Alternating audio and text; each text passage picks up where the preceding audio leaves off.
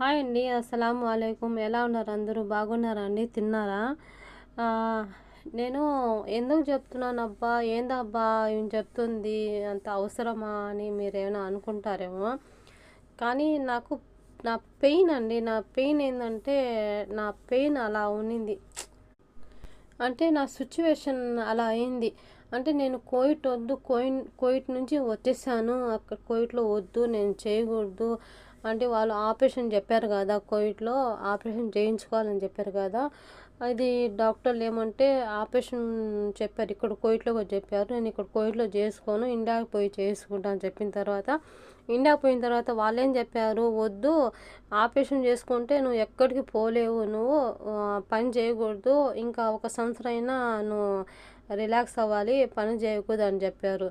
సరే నేనే ఆలోచించాను. నేను పోయినాక నేను ఎలాగా ఇప్పుడు ఆపరేషన్ చేసుకొని కూర్చుంటే ఇంకా మొత్తం పడిపోద్ది కదా! ఇంకా నెత్తి మీద ఇంకా అది ఫస్ట్ ఉండేది ఖర్చులు గాక మళ్ళీ ఇప్పుడు ఒక సంవత్సరం కూర్చోవాలంటే మళ్ళీ ఖర్చు ఎక్కువైపోద్ది కదా!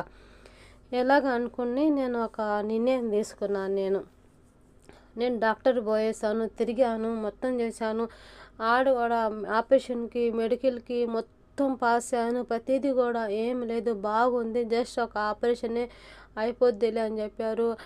అడ్మిట్ అవ్వడానికి అడ్మిట్ తీసుకున్నాను. మొత్తం అయింది. ఇంకా అడ్మిట్ అవ్వాలి అనేసరికి అడ్మిట్ అవ్వాలి. అప్పటికి నా బ్రెయిన్ మార్చుకున్నాను.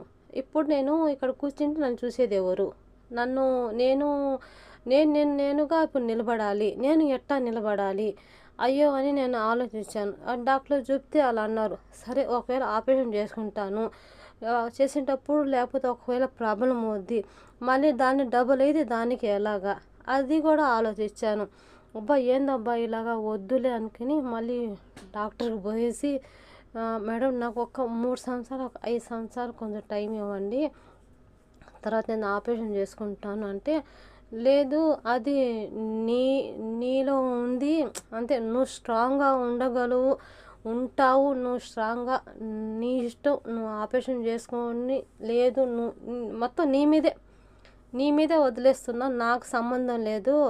నువ్వు ఏదైనా చెప్తా చూడండి. నీ మీద హోప్ ఉన్నాం మేము. నీ ఇష్టం అది. మాకు సంబంధం లేదని చెప్పేసారు డాక్టర్లు.